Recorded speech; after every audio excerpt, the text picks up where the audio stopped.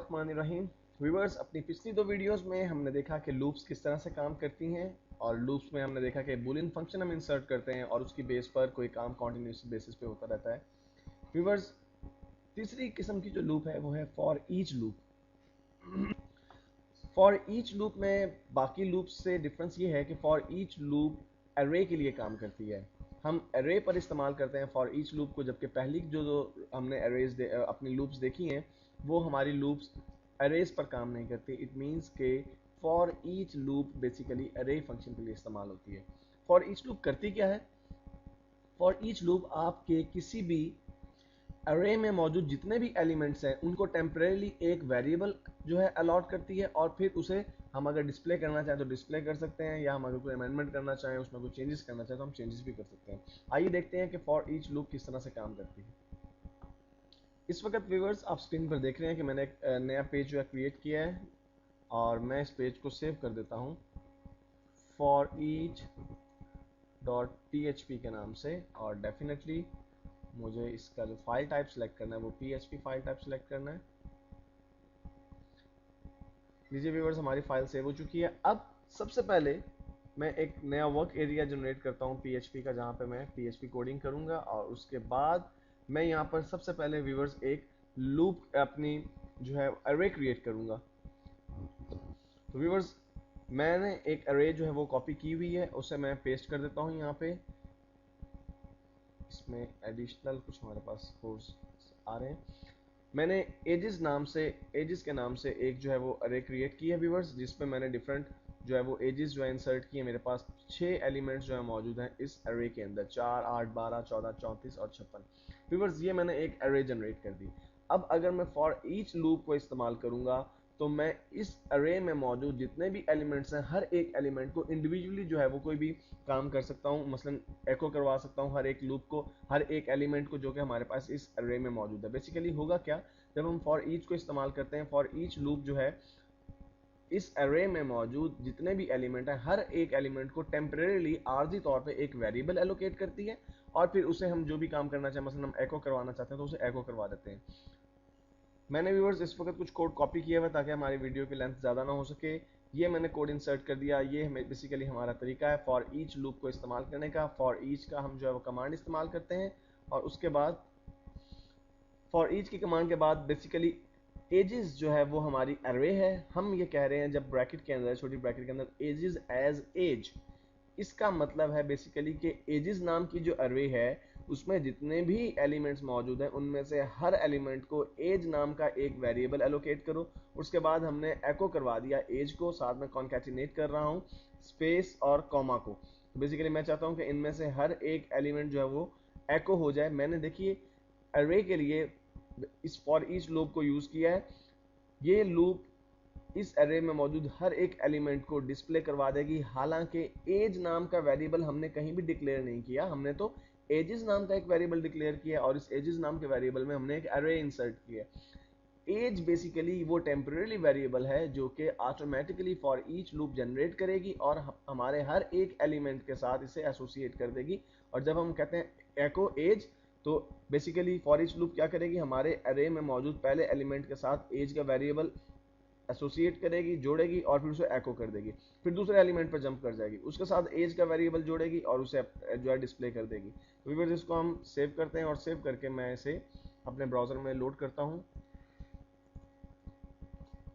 Local host /php_test/ हमारा जो file का नाम है वो है foreach.php।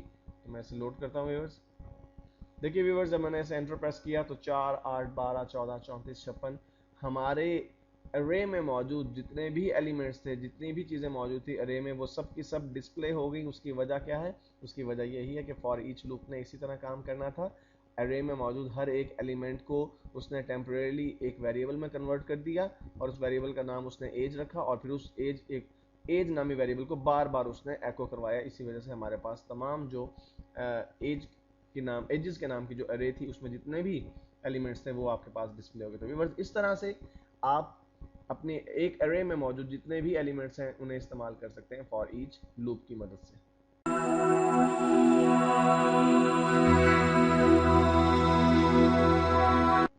बिस्मिल्लाहिर्रहमानिर्रहीम व्यूअर्स, अपनी पिछली वीडियोस में हमने देखा कि लूप्स क्या हैं, कितनी किस्म की लूप्स हम देख चुके हैं कि फॉर, वाइल और फॉर ईच लूप की 3 टाइप्स की लूप्स हैं जो हम इस्तेमाल कर सकते हैं अपने वेब पेजेस में।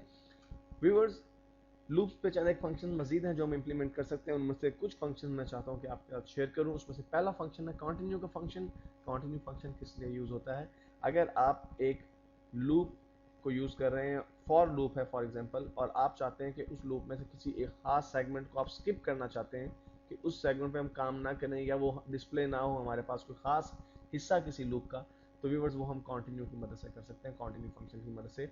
व्यूअर्स, इस वक्त आपको स्क्रीन पर एक नया पेज मैंने क्रिएट किया वो नज़र आ रहा है, और यहाँ पर मैंने एक सिंपल लूप क्रिएट की है। बेसिकली ये एक फॉर लूप है जो कि 0 से काउंटिंग शुरू करेगी, और जब तक हमारा जो वैल्यू है वो 10 के बराबर या 10 से कम है उस वक्त तक जो है वो ये लूप कंटिन्यू करती रहेगी। इस तरह की लूप को हम पहली वीडियो में लूप्स के चैप्टर में डिस्कस कर चुके हैं।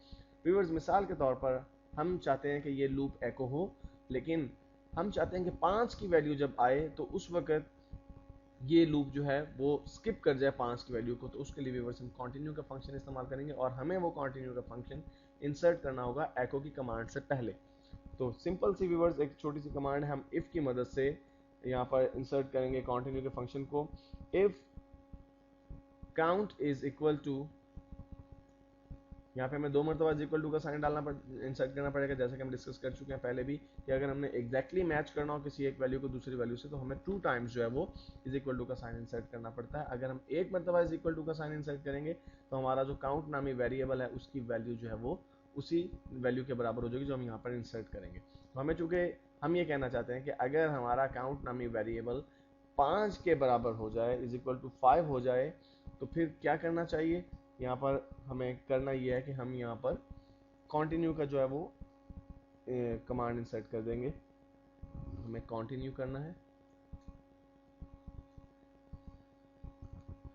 व्यूअर्स, बेसिकली कंटिन्यू करने से होगा क्या? जब आप कंटिन्यू की कमांड इंसर्ट करते हैं तो आपका जब ये एक लूप को रीड आउट करना शुरू करेगा पेज, आपका वेब सर्वर, तो जो ही वो 5 पर आएगा, क्योंकि एको से पहले कंटिन्यू की कमांड इंसर्ट हुई है, तो हमने यहाँ पर कंडीशन लगा दी कि अगर हमारा काउंट नामी वेरिएबल 5 के बराबर हो जाए तो फिर आपने 5 को एको नहीं करवाना बल्कि जंप कर जाना है 0 पॉइंट पे शुरू से, यानी लूप को दोबारा से रीड आउट करना शुरू करना है और डिस्प्ले करवाना है, लेकिन 5 को आपने स्किप कर देना है। व्यूअर्स, हमने यहाँ पे ये कमांड इंसर्ट की है। मैं इस पेज को सेव करता हूँ continue .php के नाम से, और डेफिनेटली मुझे उसका फाइल टाइप जो सिलेक्ट करना है वो php फाइल टाइप सिलेक्ट करना है, और इसको मैं सेव कर देता हूँ व्यूअर्स। और सेव करने के बाद मैं इसे अपने ब्राउज़र में यहाँ पर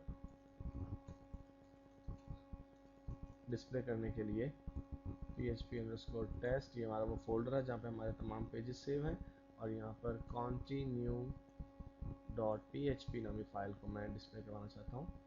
तो मैं व्यूअर्स देखिए, जो ही मैंने इस एड्रेस को एंटर किया हमारे पास 0 1 2 3 4 और 6 डायरेक्टली जंप कर गए 6 पर हम, और 5 को उसने स्किप कर दिया। तो व्यूअर्स, इस तरह से आप कंटिन्यू की कमांड की मदद से किसी एक लूप में से किसी स्पेसिफाइड वैल्यू को अगर स्किप करना चाहें तो आप स्किप कर सकते हैं। बाकी मजीद फंक्शंस आप अपने लूप्स के हवाले से देख सकते हैं www.php.net पे, जहाँ पे आपको डिटेल से तमाम फंक्शंस मिल सकते हैं।